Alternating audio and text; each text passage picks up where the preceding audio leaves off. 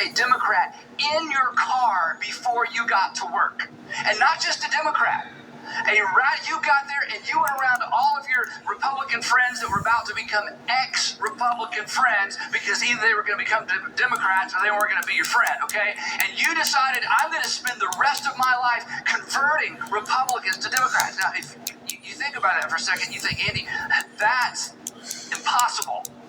That would require an act of God. To which Paul would say, and that's exactly what happened to me. I'm telling you, I was all about arresting Christians, and then I became one. How did it happen, Paul? Well, he tells us in his words. So here's my point. If you're not really a Bible person, you're kind of a skeptic about the whole thing. In fact, you're not even sure why you're in church or why you're even watching this. I get that. So today, as we look at these verses, don't think, oh, well, I don't believe the Bible. This has nothing to do with you believing the Bible.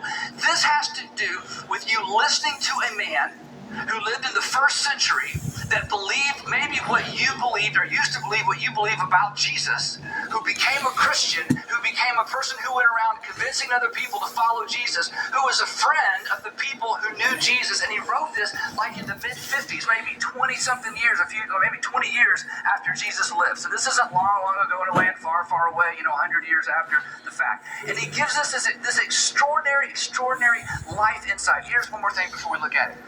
Even if you don't take the Bible seriously, and even if you don't take Christianity seriously, you should take this question seriously. Because as you're going to see, this is something for all of us. The good news is, if you're not a Christian, you get to decide whether or not you want to ask the question. It's optional for you. If you are a Christian, you have to ask it, okay? This is required of us. And I think as we unpack these verses together, you'll understand why it's so important. So here's what happens. Paul, he's writing a letter, and he's writing it to a whole bunch of churches. This letter just got labeled Ephesians, but we know this was a letter that went around. No, I told you last night I don't work again until tomorrow. Pay attention. And this letter, he's telling Christians how to live their lives. He's saying, look, you used to be in darkness, now you're in light. You used to, get along just deceiving each other and mistreating people. I just started. Now you're a Jesus follower. You can't I don't have time for a second job. And you can't mistreat other people. Now you have to treat people not the way they treated you. Now you have to treat people the way your Heavenly Father treated you through Christ. So he's saying, look, you've got to live a different kind of life. So he talks about deceit and immorality and the way they talk about each other. And he's very, very, very, very practical. But he's smart. And he realizes, you know what? This is a hard sell. Because I'm asking people far away, I'm not even there, I'm writing them a letter. I'm asking them to live a completely different kind of life. I'm asking them to embrace a different lifestyle. And this is tough, because they live in a culture, like our culture, they live in a culture that's not conducive to this kind of living. They live in a culture that's not conducive to this kind of transparency, this kind of honesty, this kind of forgiveness, this kind of morality. So what he does, he backs up a little bit, and he says, okay, let me give you a baby step.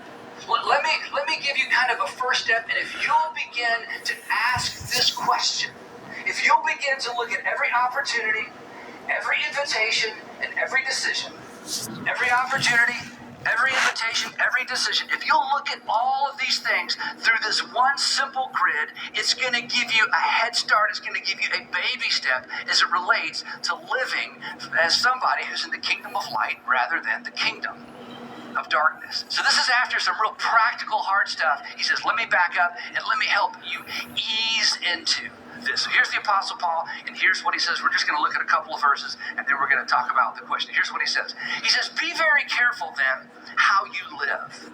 Be very careful in how you live. And the little word live is actually the word walk. In fact, in some Bible translations, it's translated walk. Be very careful then how you walk. And the Greek term careful is actually a visual term.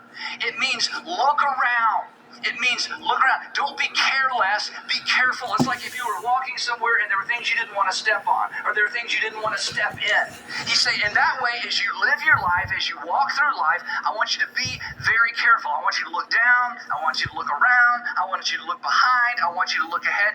Be very careful. Don't be careless how you live your life. And then he says specifically what he means by that. Not as unwise, but as wise. And in this verse, he equates unwise with careless, And he equates wise with careful. He says, I want you to be wise. I don't want you to be unwise. Unwise is just do whatever, with whoever, whenever, Nope, tomorrow. And don't worry about the consequences.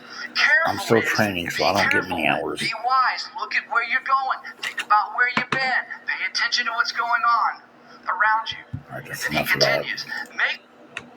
I'm not watching the whole fucking video. Just enough of it to get a good part of it.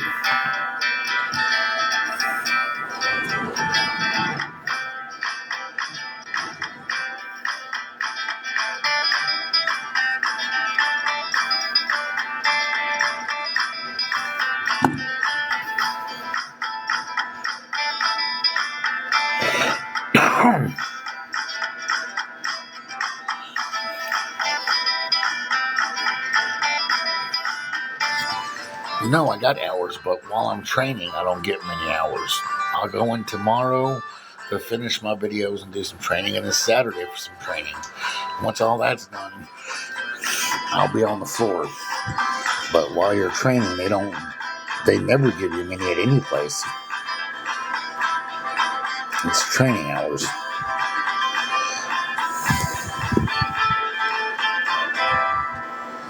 You're lazy, Cody.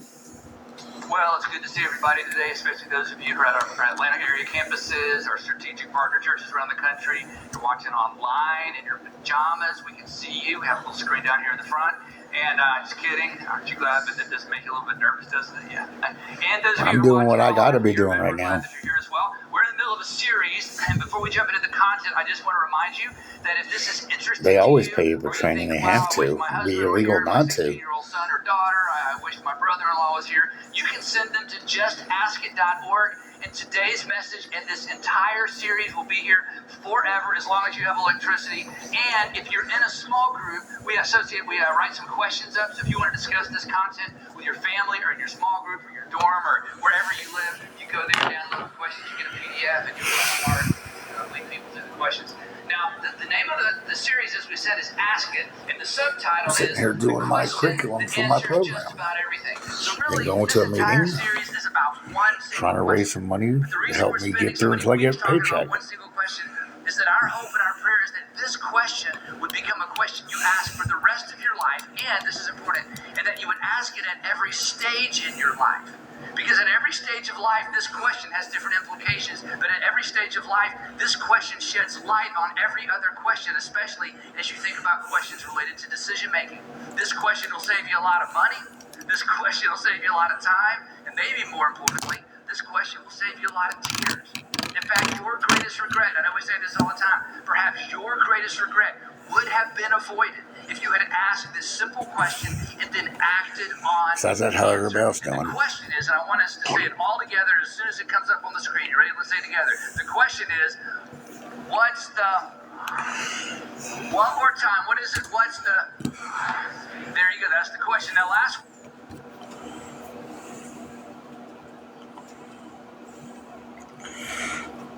I'm doing some homework for the program. Stuff I have to do every week to progress to the next phase of it.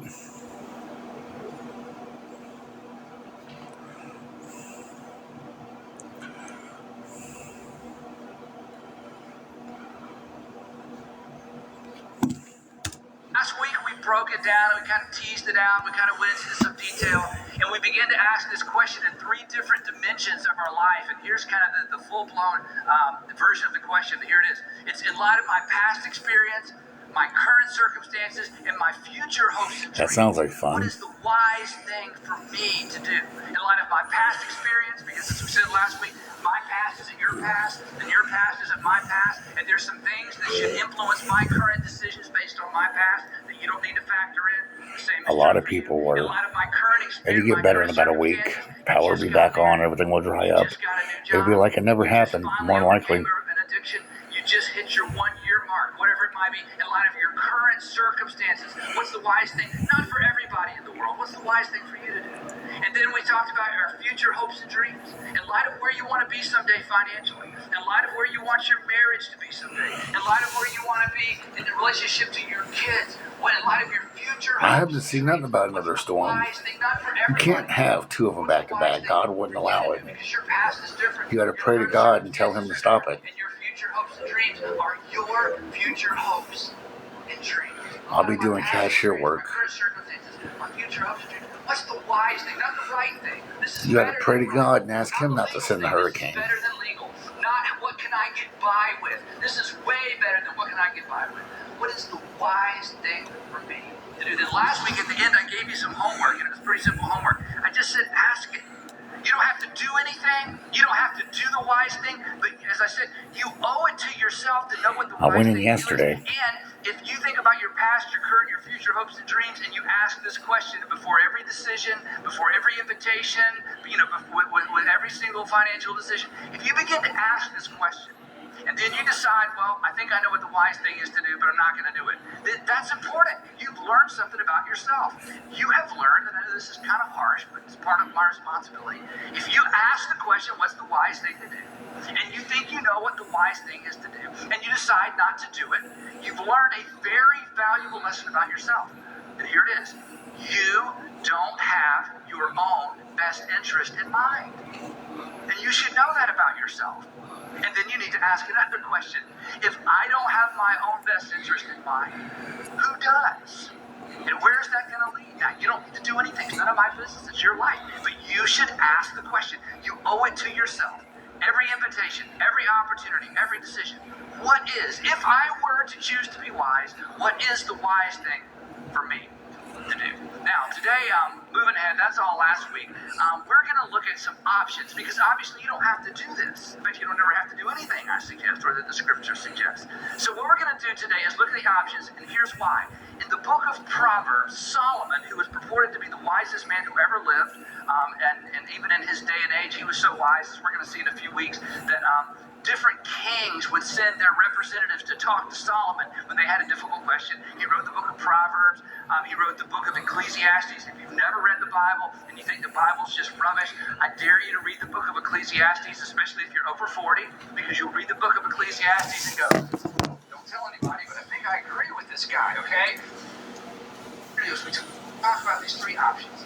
I just want you, no elbows, okay? No elbows, my married people, no elbows, okay? If you're sitting next to your teenager, do not cut your eyes over there. Don't roll your eyes. Don't shake your head. In fact, don't even mention this. This is just between me. Yes, you have to watch it for your curriculum. This is us. It's not, your whole network of friends and family, your boss, okay? All I want you to do is I want you to picture, if you're not opting for the system, which one of these other options you may have opted for accidentally. Here's the thing that you should at least know. You don't have to change. Again, this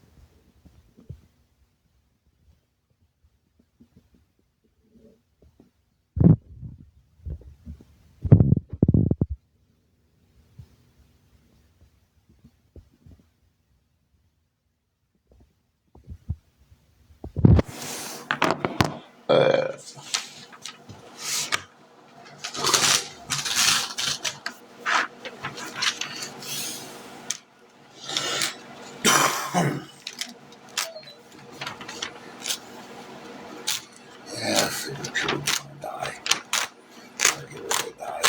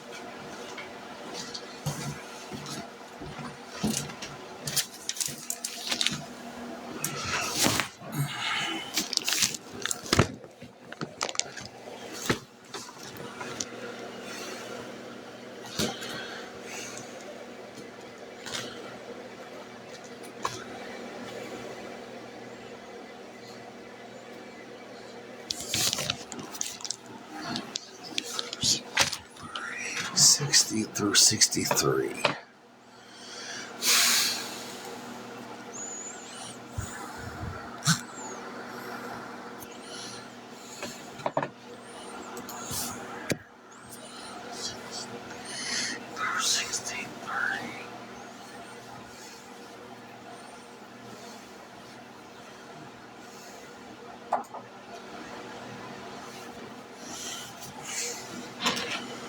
Chapter 5. How it works. Rarely have we seen a person fail who has thoroughly followed our path. Those who do not recover are people who cannot or will not completely give themselves to this simple program. Usually men. Chapter 5. How it works. Rarely have we seen a person fail who has thoroughly followed our path. Those who do not recover are people who cannot or will not completely give themselves to this simple program. Usually men and women who are constitutionally incapable of being honest with themselves. There are such unfortunates. They are not at fault. They seem to have been born that way. They are naturally incapable of grasping and developing a manner of living which demands rigorous honesty. Their chances are less than average. There are those, too, who suffer from grave emotional and mental disorders, but many of them do recover if they have the capacity to be honest. Our stories disclose in a general way what we used to be like, what happened, and what we are like now. If you've decided you want what we have, and are willing to go to any length to get it, then you are ready to take certain steps. Same thing we read in the groups every damn day. This is what they want us to read, is what we read in the groups every day, every meeting. With all the earnestness at our command, we beg of you to be fearless and thorough from the very start. Some of us have tried to hold on to our old ideas, and the result was nil until we let go absolutely. Remember that we deal with alcohol, cunning, baffling, powerful. Without help, it is too much for us. But there is one who has all. I don't work today, I work tomorrow. I've said that 100 times. May you find him now. Half measures availed us nothing. We stood at the I'm trying to raise $50 to have some money till I get paid. and cared with complete abandon. Here are the steps we took, which are suggested as a program of recovery. 1. We admitted we were powerless over alcohol, that our lives had become unmanageable. 2. Came to believe that a power greater than ourselves could restore us to sanity. 3. Made a decision to turn our will and our lives nope over to the care of God as we understood Him. 4. Made a searching and fearless moral inventory of ourselves. 5. Admitted to God, to ourselves, and to another human being the exact nature of our wrongs. Well, I'm never wrong. 6. We're entirely ready to have God remove all these defects of character. 7. Humbly asked Him to remove our shortcomings. 8. Our cash app's up there, God. I need some help with a couple And bucks. became willing to make amends to them all. 9. Made direct amends to such people wherever possible, except when to do so would injure them or others. 10. Continued to take personal inventory, and when we were wrong, promptly admitted it. 11. Sought through prayer and meditation What payout? to improve our conscious contact with God as we understood Him, praying only for knowledge of His will for us. I get paid once a week. That'd be next Friday because I just started, but it'd be for like 2 days. Having had a spiritual awakening as the result of these steps, we try to carry I had 4 cents in gifts. alcoholics and to practice 4 these cents. principles in all our affairs. Many of us exclaimed, "What an order!" I got 4 cents. With it? Do not be discouraged. No one among us has been able to maintain anything like perfect adherence to these principles. We are not saints. The point is that we are willing to grow along spiritual lines. The principles we have set down are guides to progress. We claim spiritual progress rather than spiritual perfection. Our description of the alcoholic, the chapter to the agnostic, and our personal adventures before and after make clear three pertinent ideas.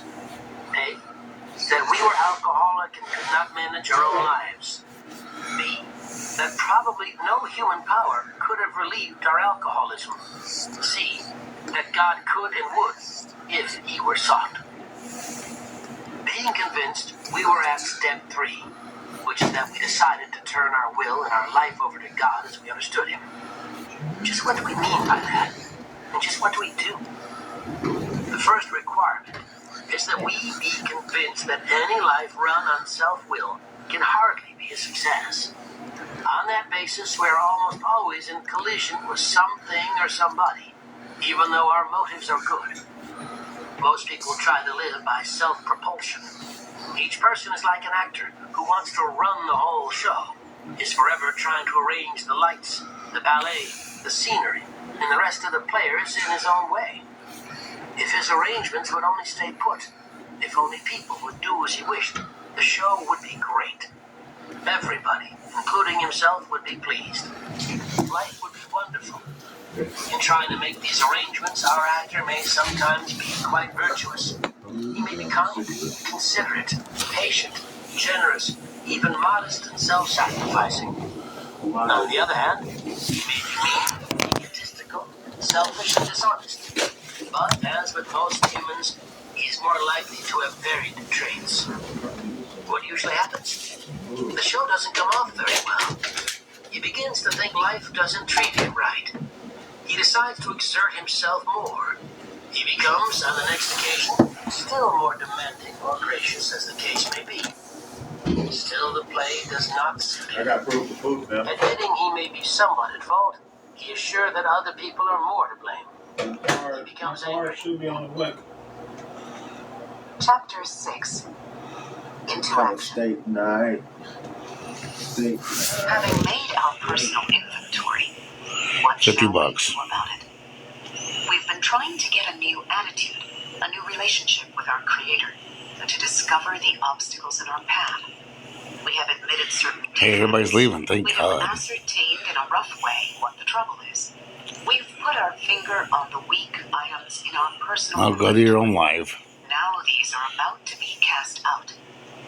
This Hey, you wanna sell me requires that phone? action on our part, which when completed No, will mean You wanna that sell we it to have me? admitted No, 'cause I might need it. to ourselves I'm and only to letting you others use it until you get one. the exact nature of our defects. This brings us to the 5th step in the program of recovery mentioned in the preceding chapter. I get one. This is perhaps difficult, especially discussing our defects with another person. All right, you have a good one. We think we've done well enough in admitting these things to ourselves. There is doubt about that. In actual practice, we usually find solitary self-appraisal insufficient. Many of us thought it necessary to go much further. We will be more reconciled to discussing ourselves with another person when we see good reasons why we should do so. The best reason first. If we skip this vital step, we may not overcome drinking. Time after time, newcomers have tried to keep to themselves certain facts about their lives. Trying to avoid this humbling experience, they've turned to easier methods. Almost invariably, they got drunk. Having persevered with the rest of the program, they wondered why they fell. We think the reason is that they never completed their house cleaning. They took inventory all right, but hung on to some of the worst items in stock. They only thought they had lost their egoism and fear. They only thought they had humbled themselves. They had not learned enough of humility, fearlessness, and honesty in the sense we find it necessary until they told someone else all their life story. More than most people, the alcoholic leads a double life. He is very much the actor. To the outer world, he presents his stage character. This is the one he likes his fellows to see. He wants to enjoy a certain reputation, but knows in his heart he doesn't deserve it. The inconsistency is made worse by the things he does on his sprees. Coming to his senses, he is revolted at certain episodes he vaguely remembers. These memories are an nightmare. He trembles to think someone might have observed him. As fast as he can, he pushes these memories far inside himself. He hopes they will never see the light of day. He is under constant fear and tension. That makes for more drinking. Psychologists are inclined to agree with us. We have spent thousands of dollars for examinations. We know but few instances where we have given these doctors a fair break. We have seldom told them the whole truth, nor have we followed their advice. Unwilling to be honest with these sympathetic men, we were honest with no one else. Small wonder many in the medical profession have a low opinion of alcoholics and their chance for recovery. We must be entirely honest with somebody. If we expect I only went to live one day long so or far. happily in this world, I'll go back tomorrow at 5 o'clock.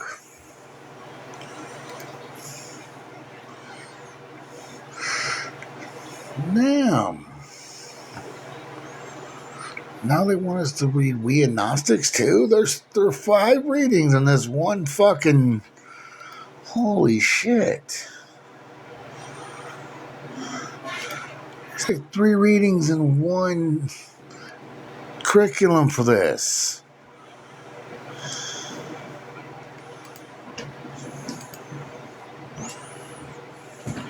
I'm at my job still.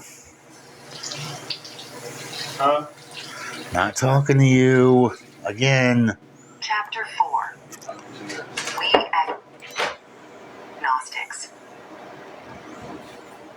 In the preceding chapters, you have learned something of alcoholism. We hope we have made clear the distinction between the alcoholic and the non-alcoholic. If, when you honestly want to, you find you cannot quit entirely, or if when drinking you have little control over the amount you take, you are probably alcoholic. If that be the case, you may be suffering from an illness which only a spiritual experience will conquer. To one who feels he is an atheist or agnostic, such an experience seems impossible. But to continue as he is means disaster, especially if he is an alcoholic of the hopeless variety. To be doomed to an alcoholic death or to live on a spiritual basis are not always easy alternatives to face, but it isn't so difficult. About half our original fellowship were of exactly that type. At first, some of us tried to avoid the issue, hoping against hope we were not true alcoholics. But after a while, we had to face the fact that we must find a spiritual basis of life, or else. Perhaps it is going to be that way with you. But cheer up. Something like half of us thought we were atheists or agnostics. Our experience shows that you need not be disconcerted. If a mere code of morals or a better philosophy of life were sufficient to overcome alcoholism, many of us would have recovered long ago. But we found that such codes and philosophies did not save us. No, not until no matter 11:15. how much we tried. We could wish to be moral. We could wish to be philosophically comfortable. Oh, maybe. I don't In know. fact, we could will these things with all our might, but the needed power wasn't there. Our human resources, as marshaled by the will, were not sufficient. They failed utterly. Lack of power, that was our dilemma. We had to find a power by which we could live, and it had to be a power greater than ourselves, obviously. But where and how were we to find this power? Well, that's exactly what this book is about. Its main object is to enable you to find a power greater than yourself, which will solve your problem. That means we have written a book which we believe to be spiritual, as well as moral. And it means, of course, that we are going to talk about God. I've been quit for a while, man. Here, difficulty Send me arises $10. with agnostics. Many times we talk to a new man and watch his hope rise as we discuss his alcoholic problems and explain our fellowship. But his face falls when we speak of spiritual matters, especially when we mention God. For we have reopened a subject which our man thought he had neatly evaded or entirely ignored. We know how he feels. We have shared his honest doubt and prejudice. I don't get paid for a week. I just started yesterday. Violently anti-religious. And there's stuff I need before I get paid, or I can't shower or wipe my ass after I shit. With which someone had tried to impress. You don't get paid the same day when you start working. That's not how that works. I mean, I need to figure out what that is. There it is. So I don't know how to spell it. Are you really not going to fucking open it? Yep, I don't come on here for my looks.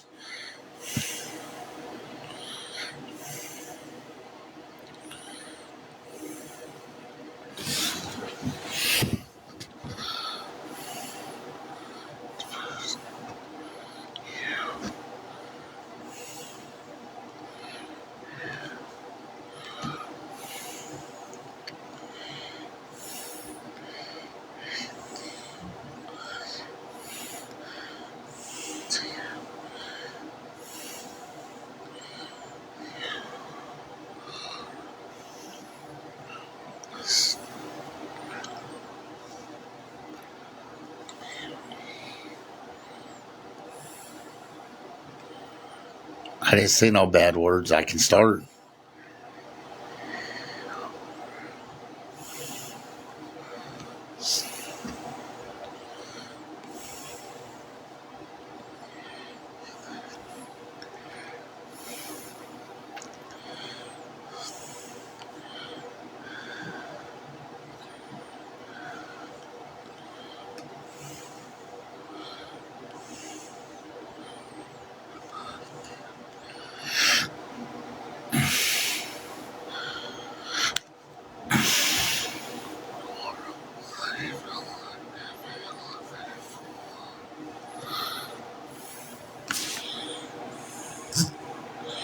The fuck off of my shit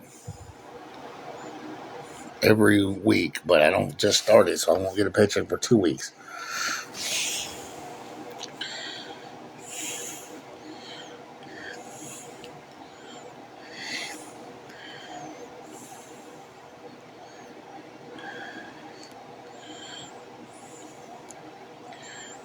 I love how y'all think I'm in Virginia Beach. I told y'all I'm 30 minutes from there.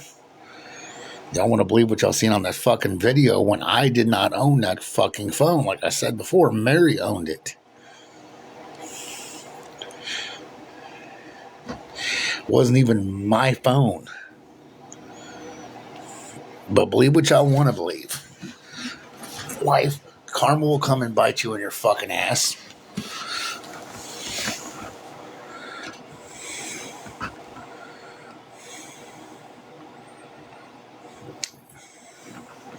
I mean, I was raped when I was 15 years old. Why the fuck would I try to do that to someone else? Think about it. Oh, no, y'all don't know how to think for yourself. You're sheep.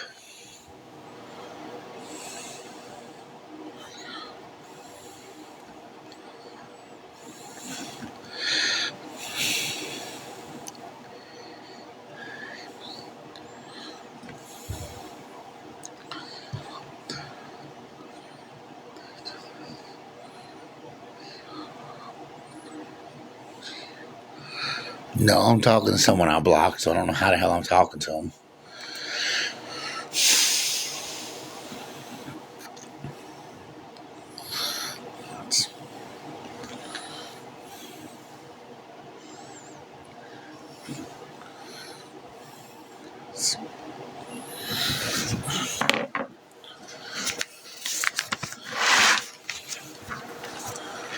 I mean, I can tell y'all what happened and why she was doing it. But y'all don't really care about the truth. You care about what you've seen on the internet and about the video. You think it's 100% true because he says so.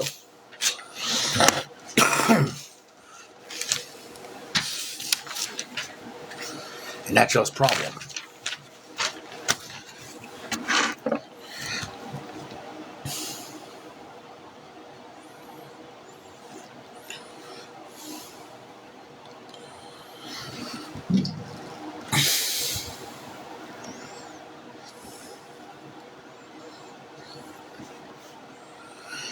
I come on here trying to get a few bucks to help me get through until I get paid, but y'all don't want to help me.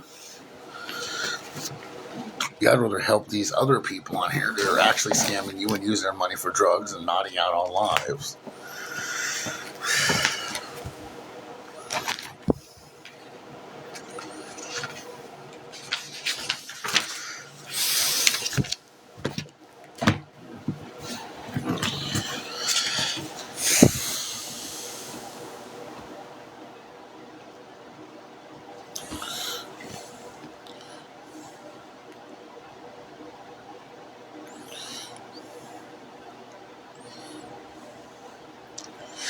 I started yesterday.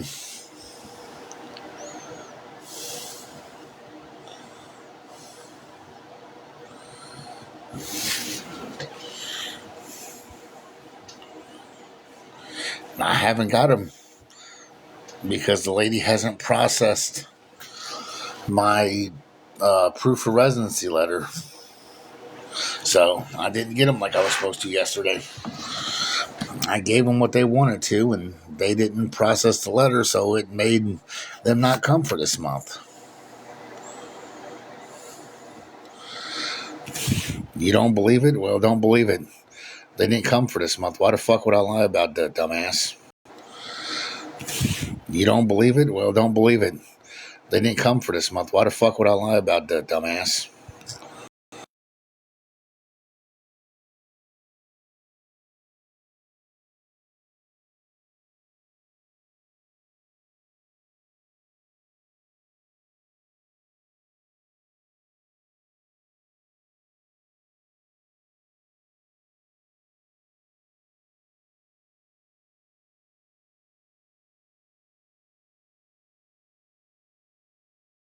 I've been checking my balance every day and calling her. It's still zero because she didn't process my proof of residency letter. I've been checking my balance every day and calling her. It's still zero because she didn't process my proof of residency letter. Okay. Okay.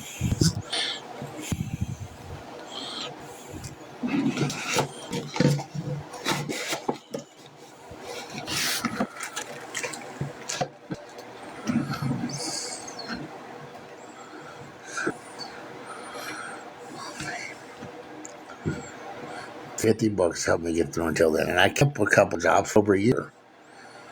I was at Waffle House for almost a year, and also 7-Eleven. Yesterday was 10-1, right?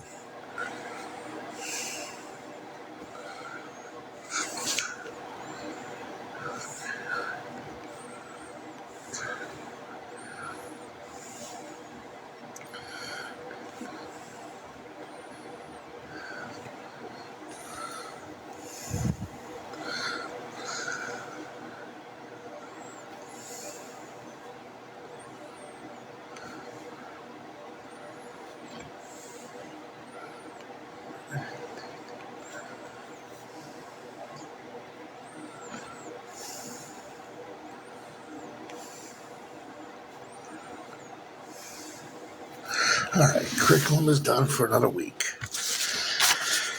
We'll turn that into the office later. Get ready to leave here in about 30 minutes for a meeting. Not a pedo, thank you. Show me proof that I actually sent any of that shit, like I've said before. That was Mary's cell phone, didn't even belong to me.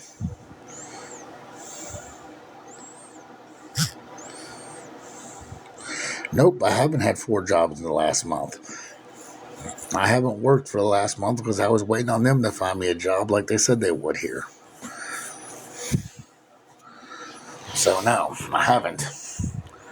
Because they're supposed to get you on at a manufacturing job and never did. I was supposed to start driving and never did. So maybe stop running your mouth.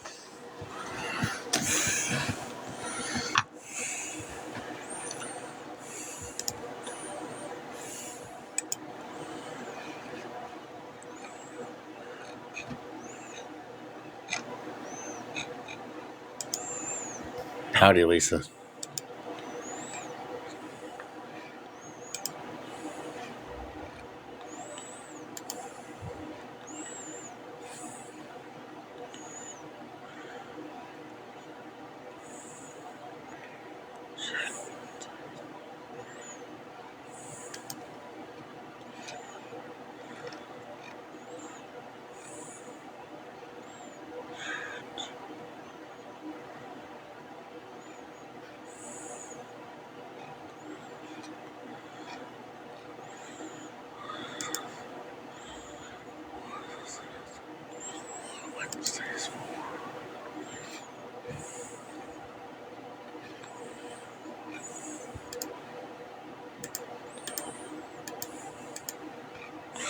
Hmm.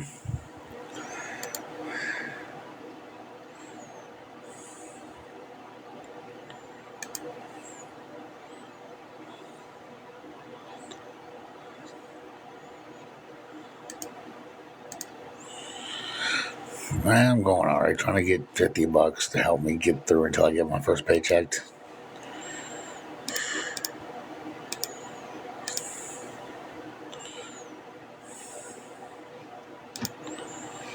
Yeah, no shit, the session expired, so I'm trying to log into it, dumb thing.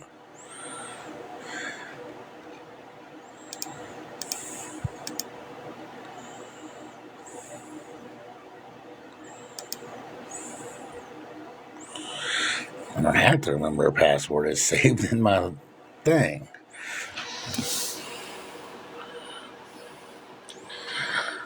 No, I can't take daily pay. There's nothing on the app for that. Not until after your first paycheck. I asked about that yesterday.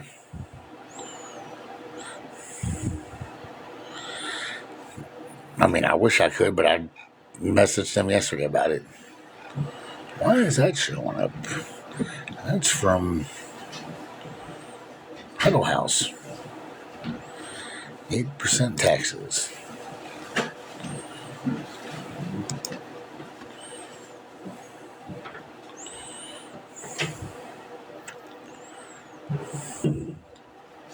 Nope, not till tomorrow. Nope, not till tomorrow.